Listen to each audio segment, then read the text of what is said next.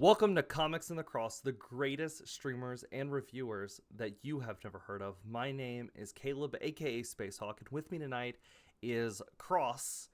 But as you notice, we have another special guest tonight. It is Chaz Kemp. He has created a pretty amazing TTRPG magazine called Shadowcat Magazine.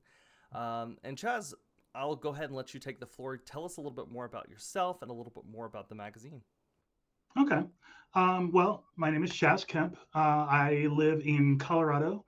I am an illustrator. I've been a professional illustrator for about 25, 27 years, something like that. Started out working in the medical industry, went to Art Institute after that. So I'm kind of a late bloomer in that regard. But one of my first graphic design type jobs was working for a publishing company, a very small publishing company. But while I was working there, I've been a gamer for like since high school. So I've been gaming for a very, very, very long time. And so I was starting to do a few freelance gigs with some kind of small TTRPG companies and individuals and things, making, drawing items for cards and, various things like that and doing, landscapes and whatever. But doing that while I was working the 9 to 5 gig. And fast forward to maybe about, I don't know, 15 years ago or so, I decided to go freelance. So I stopped working at the regular 9 to 5 gig, stopped working for corporations and things, and just went freelance. So I've done hundreds of book covers for lots of different authors. Also, again, continue to work in the TTRPG, space, which is kind of my passion.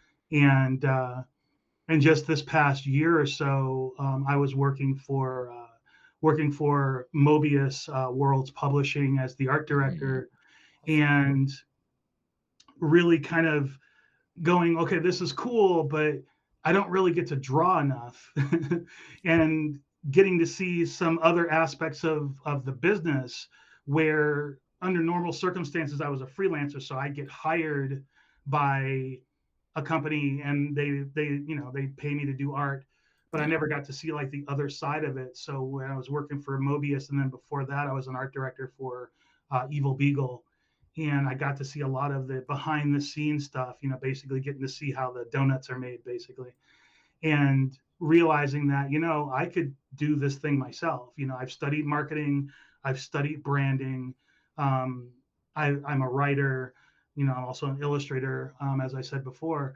and my wife is an award-winning writer also. So she does all the edits and she does the layout and everything like that for the magazine. And so it's like, why not do this thing myself? I always have ideas for what the gaming community might need. And so Mm-hmm. what I based it on was basically myself, in that I don't really like using a lot of pre-generated adventures and things like that. It's not really my thing because it feels too much like studying. And I went to Art You're Institute. talking to the right people, by the way. Yeah, 100%. Exactly. Yeah. So yeah, it feels like studying. I got to memorize all these things. And no offense to anybody that likes to use that stuff, but to me it's like I was basically trying to utilize something for my players that someone else thought was cool. Yeah. And so for me, I was like, no, I know what my players want. I know what I think is cool. So I've written my own adventures and things for decades. And so I thought, what I really grew on as a GM is something that helps me to kind of make my world that I've created better and cooler and give me some other ideas. So kind of getting me out of my comfort zone. So I thought about Shadowcat Magazine, and I thought, this would be really cool, not only because you don't have to just be playing fifth edition in order to use it. My magazine works with anybody, no matter what they're playing, because it's all system neutral. So even if you have a homebrew game, like we were talking about earlier, Caleb, um, the magazine should still work for you. And I've run homebrew stuff myself, so I understand what it's like knowing that I kind of want something more, but there's absolutely no support for my homebrew system, which is a combination of Call of Yep. Cthulhu and D&D and blah blah blah. It's like, You're not going to find anything for Look, that. and I'll tell you this from somebody who has had to create their own monsters and their own classes and characters and races and items, and it's a lot. It is a lot. I've had this conversation with Cross, I don't know how many times, where I'm like, where we're playing the game and I one of my monsters just is either like way too OP or not OP at all, and just like you guys wipe the floor with them.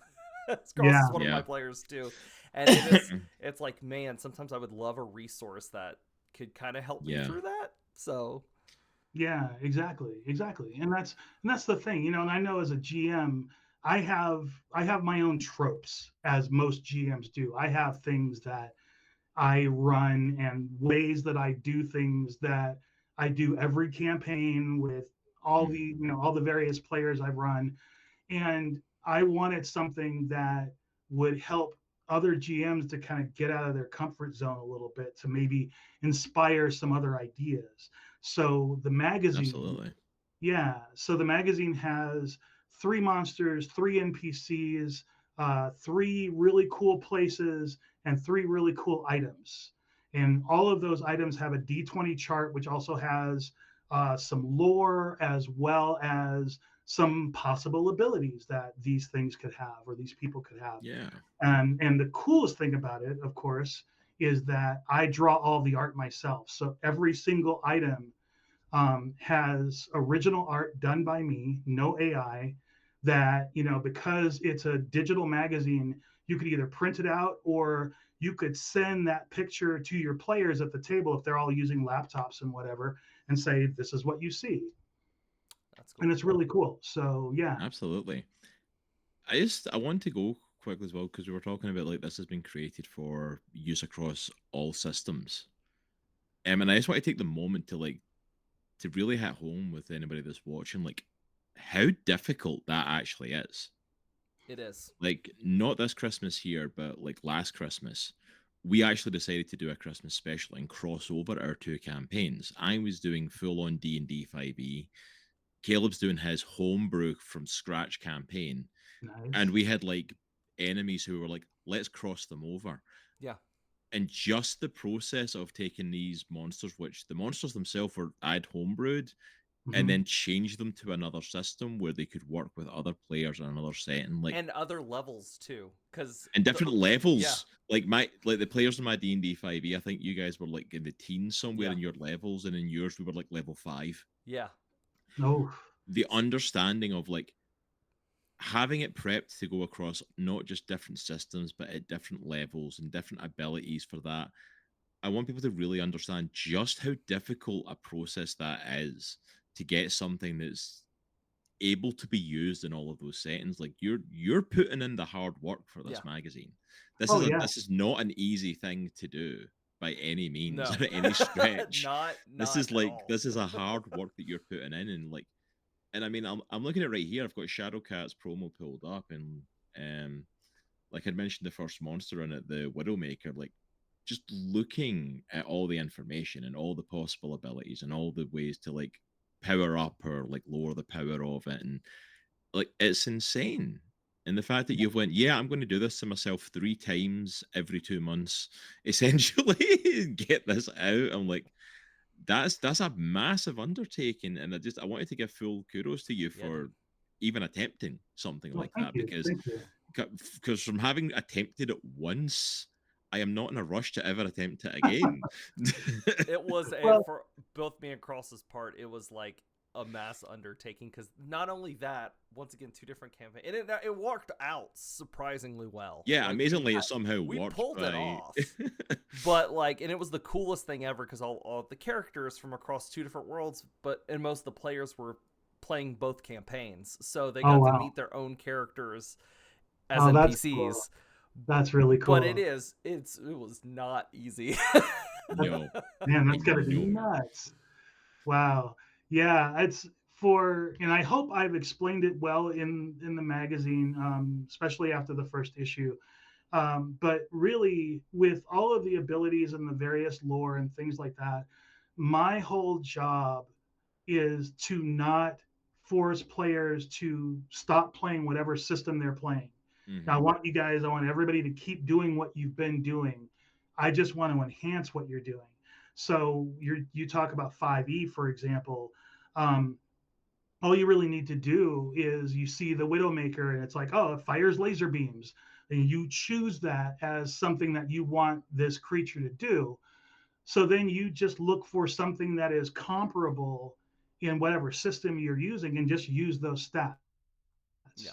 So if whatever level the players are, if the standard damage that they would possibly take depending on their level, maybe it's 3d6. So you say, okay, each laser does 3d6 of damage. Yeah. Boom, there you go.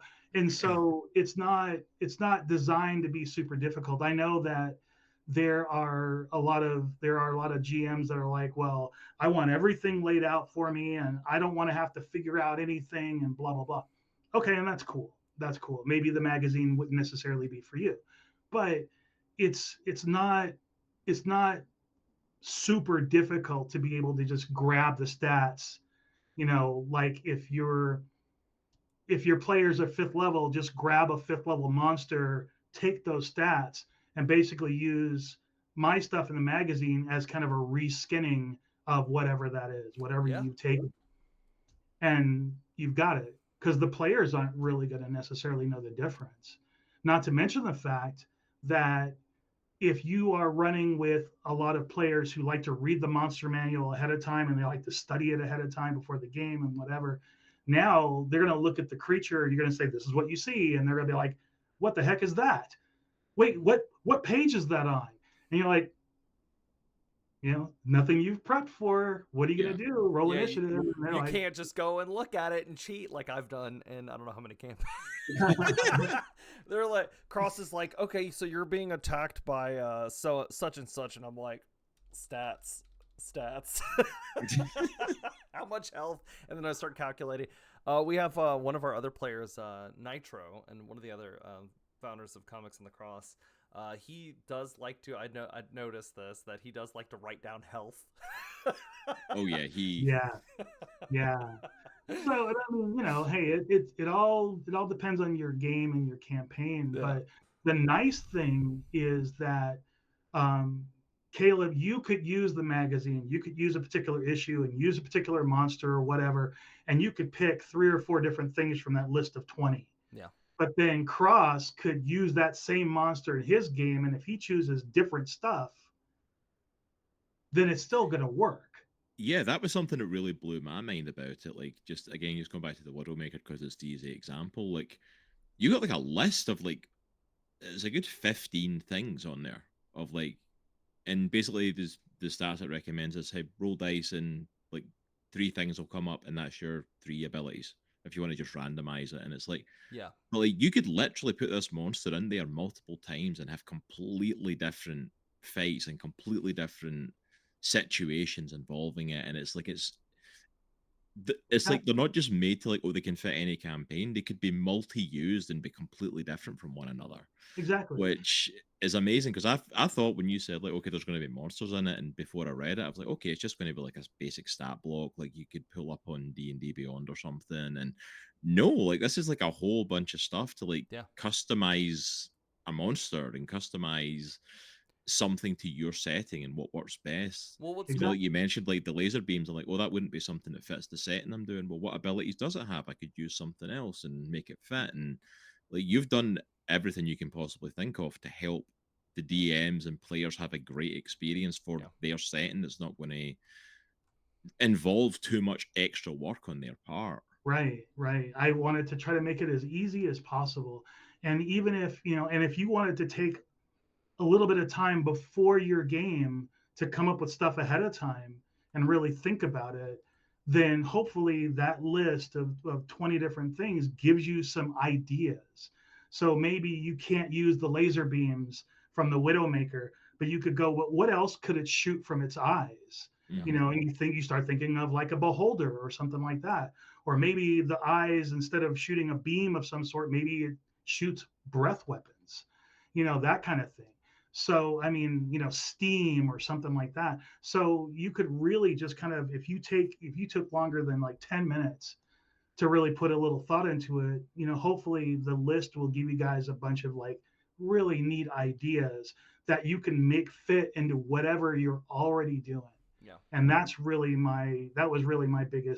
Yeah. my biggest goal, I guess. I mean, I just think it's cool that like at the end of the year, I could legitimately print each of these pages and have like a little folder. Okay, well, I have a folder of however many to choose from. You know, Yeah. how my brain works. It's just like Oh yeah. files and folders of like I could just, you know, oh crap, I need an encounter. You know, like because both me and Cross, you know, we've both had these experiences where, and it's mostly my fault on Cross's campaigns because I like to screw with him. But I randomly throw random stuff at him all the time and put him in situations where he has to pull an encounter out of nowhere. Yeah. I've done that. So Many times. Yeah. Yeah. So it'd be great to have, like, I am guilty of this as well. a resource where I could just like pull a drawer, grab a monster. Oh, okay, this is awesome. You know. Yeah, as like opposed I to mean, trying to after look something up. yeah, because like you're saying, like after year one, like there's if you're doing 6 issues a year, it's like you've got what 3 monsters per that. You've got basically a mini monster manual after your first year Yeah. of all Yeah. these different creature options, and as well as magic items, or like, oh, I need an NPC, boom, grab one. There we go. This person's your NPC. Yeah. Which is something that I think happens to every DM on the fly at some point. Like your PCs want to talk to someone. I'm like, I don't know who the hell this person is. I don't have a backstory for them. I don't even have a name. Yeah, most of the Like, time mine are like it's like Jim or Kevin or Bob. You know, like just some whatever the first name that comes, like fantasy name generators always up. Yeah, on the exactly. screen just in Exactly. case, you know. Exactly. Yeah, I've run into that too. It's like they're in a town and they're, you know, it's like, hey, there's the, you know, what do I see around me? It's like, you see there's a shop that sells jellies and jams. It's like, great, I'll go in there. And I'm like, oh, great. It's like, what kind of flavors do you have? We have a lot of orcish flavors, like, you know, booger and, you know, it's like you're like, I don't know, I'm just kind of making stuff up. Okay, Yeah, I go up to the guy behind the counter. What's your name, sir? And Throg. Yeah, you know. So yeah, I think every DM has been in that situation at one point or another. Yeah, yeah. Well, you know, I didn't do the magazine as a form of therapy for myself, but maybe I should have. I don't know. It's a happy secondary thing to happen there. let me ask you this: Are you? Is there anything in the, you know, magazine that you've have and maybe in this first issue coming up? Because I think you said you have this first issue done. Am I correct in saying that? Yeah. Okay, at the time of this recording, you have the first one done. Is there anything that you're looking back into it like, I feel like I need to add this, or maybe this would be a good idea for future issues, or maybe I should change this? Kind of learning from that first one. It's you know, to be honest, my take on going into this was because I mean, everybody when they start a new project like this, especially one that's an ongoing thing, you know, you always start out with this. You know, everybody's like, oh, I've got all these great ideas. We've got like 30 different things that I want to do with the magazine. But I forced myself to keep things really basic initially, to start small and then maybe build up as I go along, depending on how I feel, depending on whether I want to talk to a bunch of other writers who might want to do things like maybe I want to have a section where they interview, you know, famous literary characters like Robin Hood or King Arthur or someone like that, and have that be a section in the magazine or something. Because that's an idea I've had for a really, really long time. But I also know like a lot of writers. So like, you know, we're not friends per se, but I've met Jim Butcher. I've met, you know, just on and on and on, David Boop and Kevin Hearn. And I've met all these guys who are like pretty big in the field. And so, you know, it's a possibility that I could ask them at some point down the road, hey, how does this idea sound to you? Would you want to, you know, kind of jump in on this? And if they said yes, then that would be something I'd want to include. Yeah. But again, I've got a lot of different ideas, but I really want to take what I'm doing now and really knock it out of the park.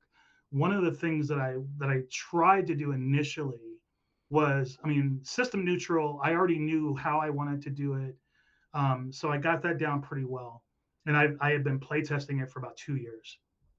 But I wanted to try to make it genre neutral also, but then I realized that that was going to be infinitely harder, because how do I draw an NPC that could be used in a fantasy setting and in a post-apocalyptic setting and in a historical setting and a steampunk setting? And it's like it broke my brain trying to figure out how to make everything genre neutral. So I gave up on that particular idea, because I was just like, I just want to draw what I want to draw. And if I realize, oh, I haven't done anything really sci-fi yet. Okay, I want to throw in, a sci-fi NPC, or, I've been watching some 60s spy dramas. I want to throw in like a 60s secret agent type person or whatever. So I kind of want to just allow myself to be able to draw whatever sounds cool. Yeah. With the understanding that, hey, somebody out there may look at that, or look at that NPC, or look at that monster or whatever, and go, dude, I want to figure out a reason to use that top hat in my next game. Yeah.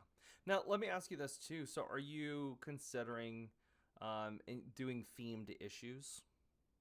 I have thought about that too. And that's a suggestion that's been brought up a couple of times. You're like the fourth person that's actually brought that up, which is an indication to me that that's probably something I should probably do. It's anecdotal, but it doesn't mean it's wrong. Yeah. So one of the things that I want to do probably next year, starting next year, I want to do a couple of different issues specifically for a Kickstarter.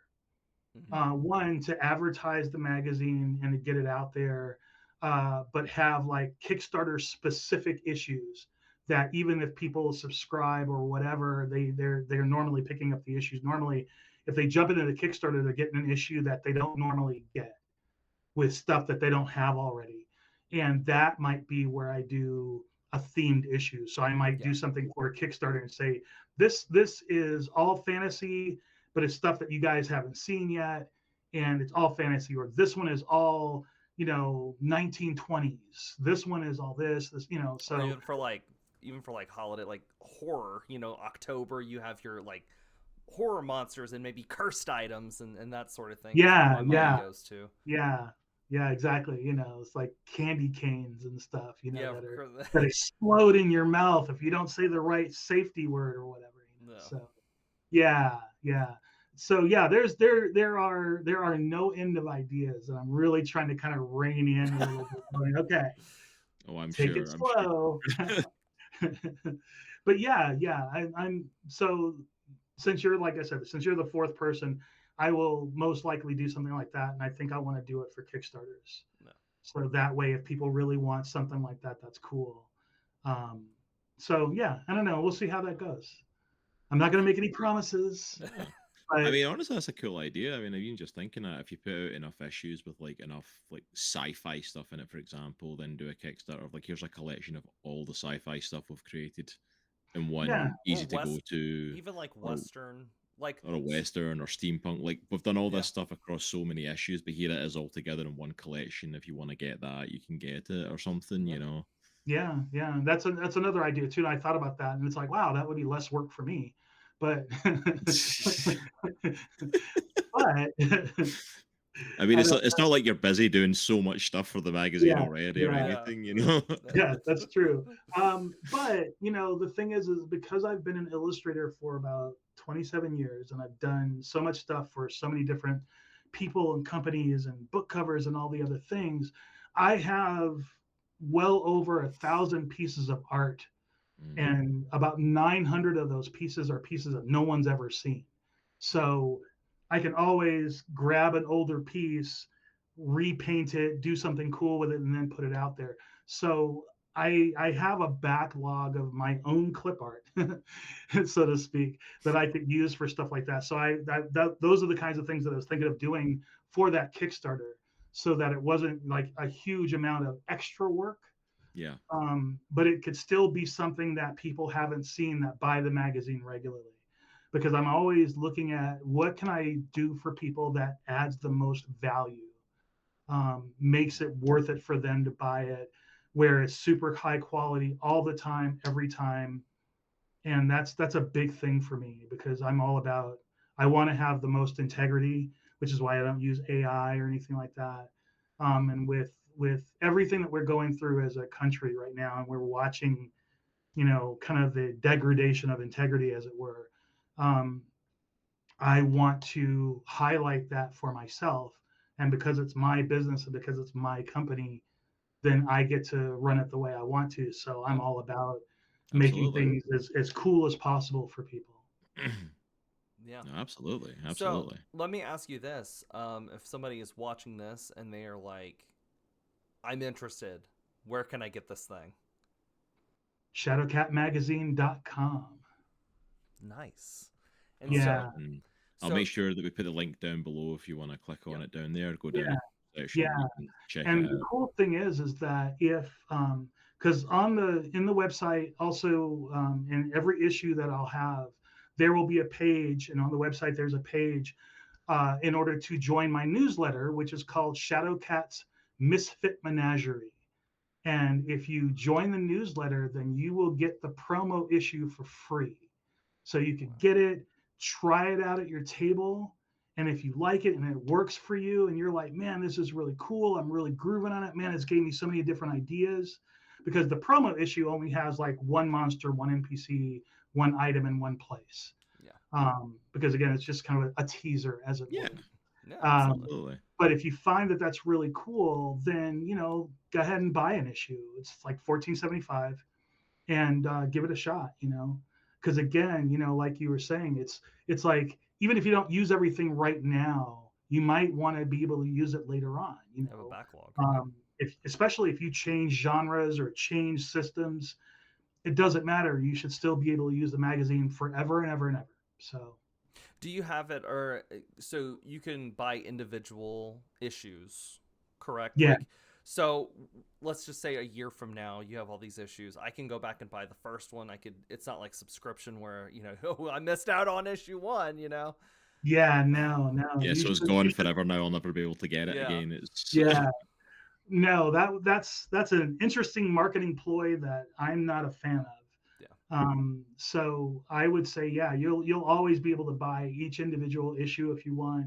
Somewhere down the road, because the website is going through Wix, WIX, Mm-hmm. and right now they don't really have a real solid subscription plan yet. So I'm waiting to get that kind of resolved, and it may just be, if I know I could get 6 issues out a year very comfortably, then that's the subscription plan that I'll go with. Yeah. And so then it shouldn't matter if you subscribe; you should still be able to go back and buy older issues, especially if you really groove on it. You're really a big fan. You're a fan of the art, which is what I'm hoping for always. yeah. Then you should be able to go back and get those older issues and stuff, because they don't have an expiration date. It's not like, oh, that issue's been on the shelf for like a year, it's spoiled now, sorry. It's always going to be valid. Yeah. um, Yeah. so I mean, that's meant to cross different, like games and stuff, and it's meant to fit with anything that you need. So yeah, it's yeah, awesome that you can go back and like at any point you want to pick stuff up, you can pick up more. Yeah. exactly. And especially like if you guys, you switch and play a different game, now you want to do, wild western or something like that, a weird western, um, which is, another really cool genre, and you want to go with that. Hopefully there will be something in some of those magazines that you'll be able to use that maybe you weren't able to use before. Yeah. So now you could pull that stuff out and go, ooh, I could use this monster now. you Yeah. know and that would be really neat. So yeah. No, that's Yeah. pretty sweet, man. I think it's awesome. Now I'm just telling everybody, go check it out. We're looking at Yeah. the art, and it is phenomenal. Like, it Oh, is thank you. some really sweet art, man. Yeah, it's really awesome artwork in here. It's really cool, and I- I'm excited to see what future issues look like and what sort of stuff's in here, because the stuff that's in what you sent looks it honestly does look amazing. Yeah. It's Go check it out. If Thank you very you're interested, go check out Shadowcat. It is super sweet. I highly recommend. 10 out of 10. Highly recommend. Yay. And there's some awesome items. Like just looking at the promo, there's some cool stuff. So Yeah. But before we close out, Chaz, is there anything else that you want to talk about, or anything else about the magazine that you'd love to mention for our audience? Yeah, actually, if there is anybody out there, because I've been noticing a plethora of actual play on YouTube. In fact, when I started marketing the magazine, I started seeing all these actual play things where people are trying out different systems and they're trying out different things, and it's really very cool. I got lost in watching you guys' stuff, Thank you. like over the last like 3 or 4 days, and I was just like, oh man, and the player part of me is like, I want to play everything. I want to play all of these things because I grew up in the 80s, as you could probably tell from all my gray hair. I grew up in the 80s, and when I first moved to Colorado, I didn't know anybody. I had got introduced to D&D when I was in high school, moved to Colorado, didn't know anybody, and I was jonesing to play.